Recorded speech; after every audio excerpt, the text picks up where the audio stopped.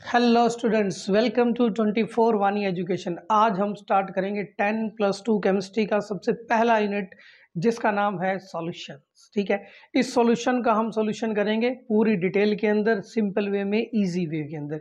चलिए स्टार्ट करते हैं हम अपनी केमिस्ट्री की जर्नी +2 की विद सॉल्यूशन चैप्टर। स्टार्ट करते हैं सॉल्यूशन से। देखिए, सॉल्यूशन चैप्टर को जब हम स्टार्ट करेंगे तो सबसे पहले हमें इसकी डेफिनेशन मालूम होनी चाहिए कि व्हाट इज अ सॉल्यूशन। देखिए, सॉल्यूशन चेक करते हैं। सॉल्यूशन की डेफिनेशन क्या होगी, हम एक एग्जांपल से क्लियर करते हैं। हमने NaCl और वाटर, इन दोनों को अगर हम आपस में मिक्स करें तो ये एक होमोजीनियस मिक्सचर बनाएगा। होमोजीनियस मिक्सचर जो अच्छी तरह से कंप्लीटली मिक्सअप हो जाए, जिनकी प्रॉपर्टीज थ्रू आउट सेम हो। इन दोनों का जो कॉम्बिनेशन है वो क्या है, एक होमोजीनियस मिक्सचर है। और यही होमोजीनियस मिक्सचर टू कंपोनेंट का और मोर कंपोनेंट का, इसी को ही हम क्या बोलते हैं, सॉल्यूशन।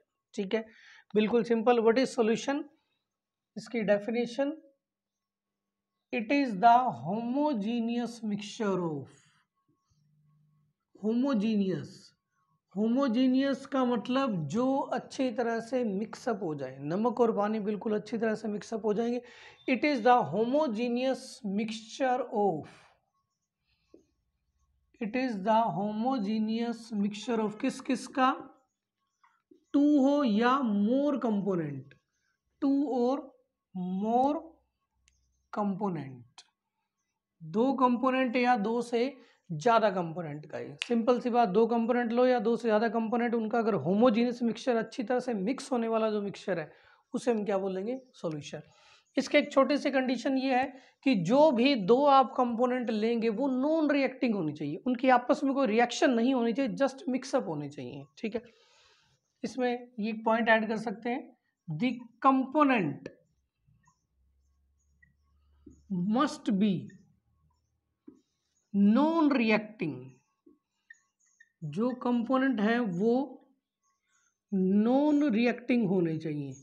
यानी ऐसा नहीं है कि वो रिएक्शन करके खुद ही नई चीज बना ले। जैसे हमने कहा ये अमोनिया है और इसको अगर हम वाटर के अंदर मिक्स करें तो है तो ये दो कंपोनेंट अमोनिया और वाटर, पर ये दोनों आपस में मिक्स होकर अमोनियम हाइड्रोक्साइड NH4OH, ये एक नया सब्सटेंस ही बना गए, NH4OH बन गए। ठीक है तो ये दो कंपोनेंट, पर अब ये दो कंपोनेंट मिलकर एक नया ही कंपोनेंट बन चुका है, अमोनियम हाइड्रोक्साइड। अब ये मिक्सचर नहीं कहलाएगा। ठीक है, ये ध्यान रखना है कि ये जो दो कंपोनेंट है वो आपस के अंदर नॉन रिएक्टिंग होने चाहिए। चलिए आगे इसकी डिटेल करते हैं, मिक्सचर की, सॉल्यूशन की हम डिटेल करते हैं। होमोजेनियस मिक्सचर है ये। देखिए, जैसे ही हम ये सॉल्यूशन को आगे इंट्रोड्यूस करेंगे तो अभी हमने बात की कि या तो इसके अंदर दो कंपोनेंट हो सकते हैं या दो से ज्यादा हो सकते हैं। अगर दो कंपोनेंट हो सिर्फ, जैसे NaCl एंड वाटर, ये दो ही कंपोनेंट है, तब ये सॉल्यूशन कहलाएगा binary solution. Now this solution is called binary solution. What is binary solution, binary solution एक ऐसा सॉल्यूशन होगा जिसके अंदर सिर्फ दो ही कंपोनेंट होंगे, जैसे NaCl और water, sugar plus water, alcohol plus water, सिर्फ दो ही कंपोनेंट हो।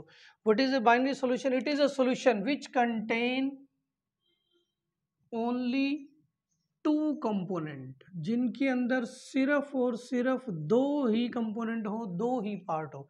इसका एग्जांपल जैसे NaCl plus water, sugar plus water. उसके बाद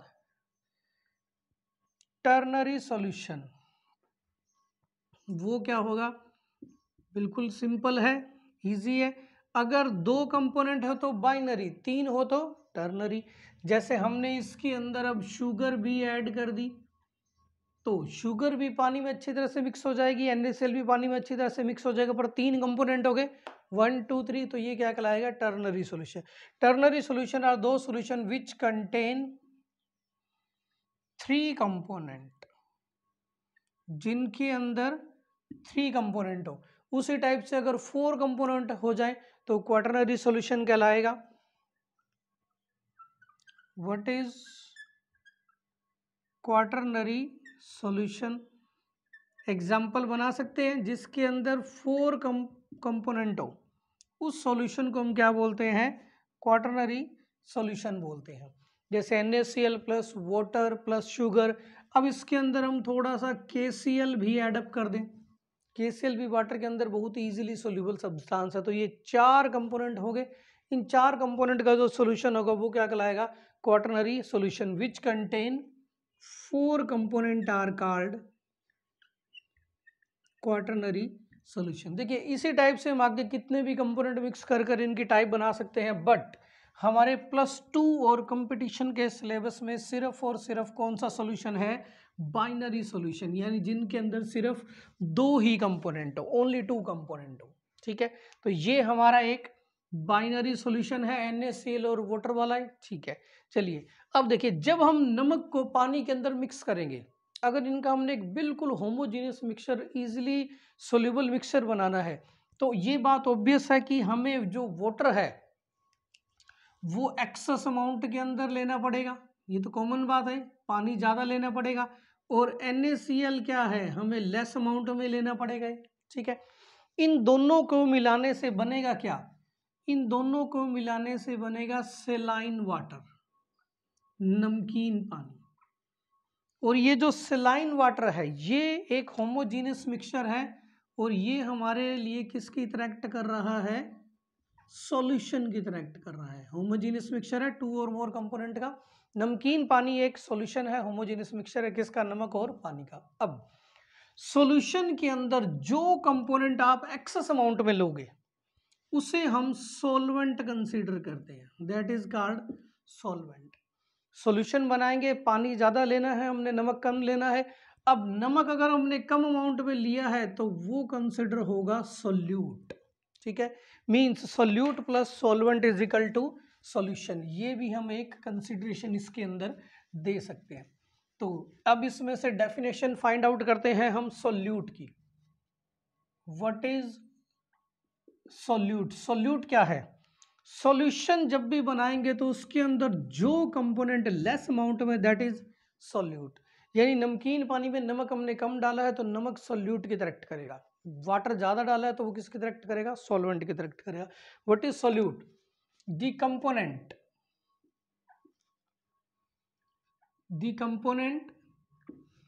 which is present,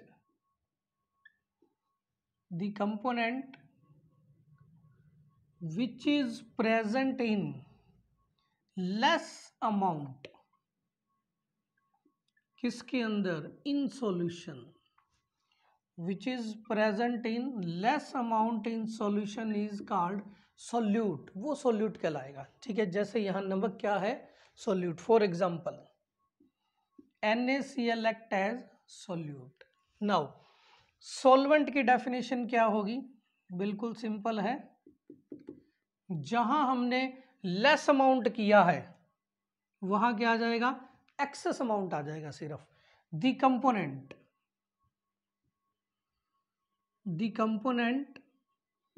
which is present, less की जगह क्या आ जाएगा? which is present in excess amount in solution। Solution के अंदर जो एक्सेस अमाउंट के अंदर प्रेजेंट होगा वो क्या कहलाएगा? सॉल्वेंट कहलाएगा। फॉर एग्जांपल वाटर इस एग्जांपल के अंदर हमारा सॉल्वेंट की तरह एक्ट कर रहा है। एक चीज ध्यान रखनी है, जो सॉल्वेंट की फिजिकल स्टेट है, मतलब सॉल्वेंट अगर सॉलिड है, लिक्विड है, गैस है, तो जो सॉल्यूशन होगा वो भी वैसा ही होगा। जैसे अब देखो, नमक सॉलिड है, वाटर लिक्विड है, पर जो इनका नमकीन पानी बन रहा है उसकी फिजिकल स्टेट बेसिकली में क्या अपीयर होती है? लिक्विड ही अपीयर होती है। तो जो सॉल्यूशन है वो सॉल्वेंट की फिजिकल स्टेट को ही एक्वायर करता है। जैसा सॉल्वेंट होगा वैसा ही सॉल्यूशन की फिजिकल स्टेट, मीन्स वो अगर सॉल्वेंट सॉलिड है तो सॉल्यूशन भी सॉलिड, सॉल्वेंट लिक्विड है तो सॉल्यूशन भी लिक्विड, सॉल्वेंट गैस है तो सॉल्यूशन भी गैस। जैसा हमारा सॉल्वेंट होगा वैसे ही सॉल्यूशन की फिजिकल स्टेट होगी।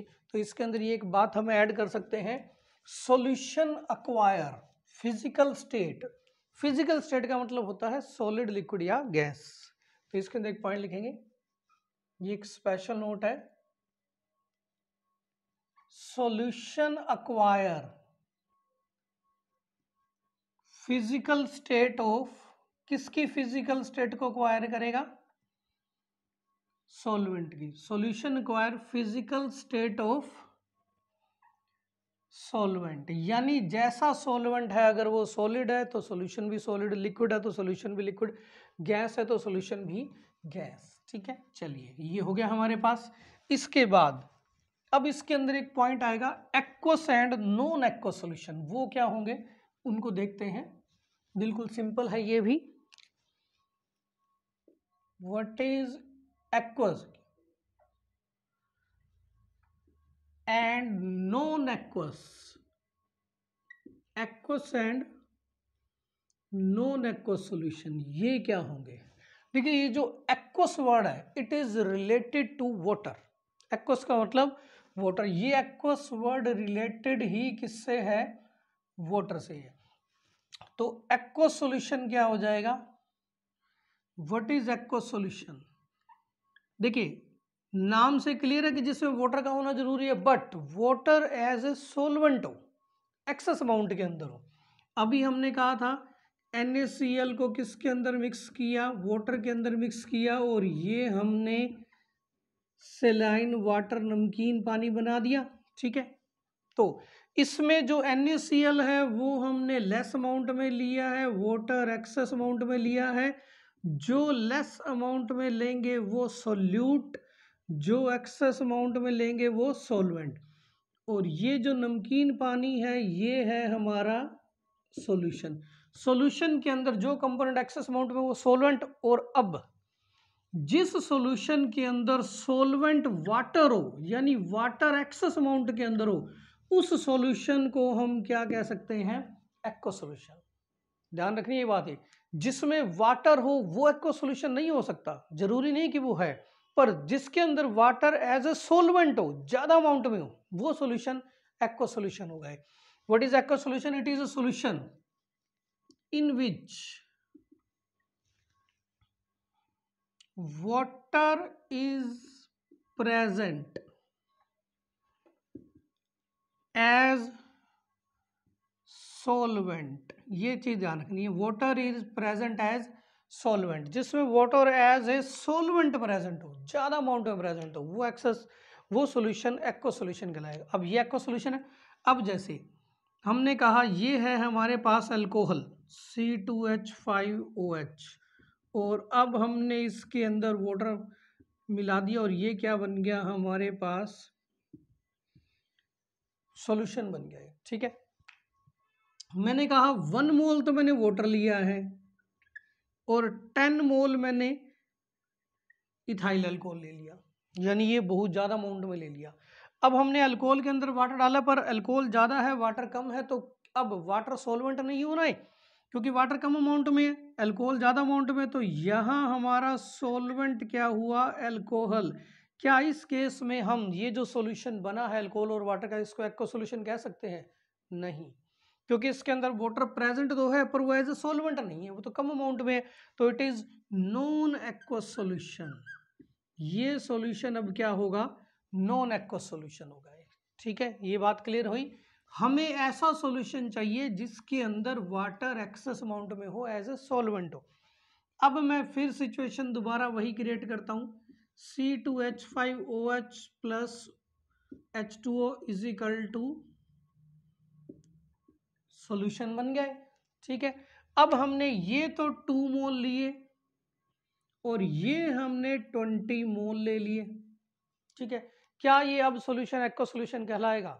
यस, क्योंकि अब वाटर हमने एक्सेस अमाउंट के अंदर लिया है, ये कम अमाउंट में है और ये तो बहुत ज्यादा अमाउंट में, तो ज्यादा अमाउंट में हो गया तो वाटर यहाँ क्या हो गया? एज ए सॉल्वेंट हो गया, और अगर वाटर सॉल्वेंट हो गया तो फिर ये सॉल्यूशन क्या कहलाएगा?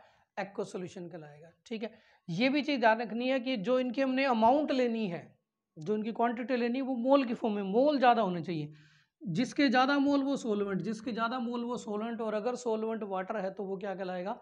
Aqua solution. ठीक है, चलिए एक्वा सॉल्यूशन वो हो गया जिसमें सॉल्वेंट एज ए वाटर हो, और नॉन एक्वा सॉल्यूशन वो होगा जिसमें सॉल्वेंट वाटर ना हो, कुछ अदर सब्सटेंस हो, अल्कोहल हो, बेंजीन हो, ईथर हो, एंड सो ऑन।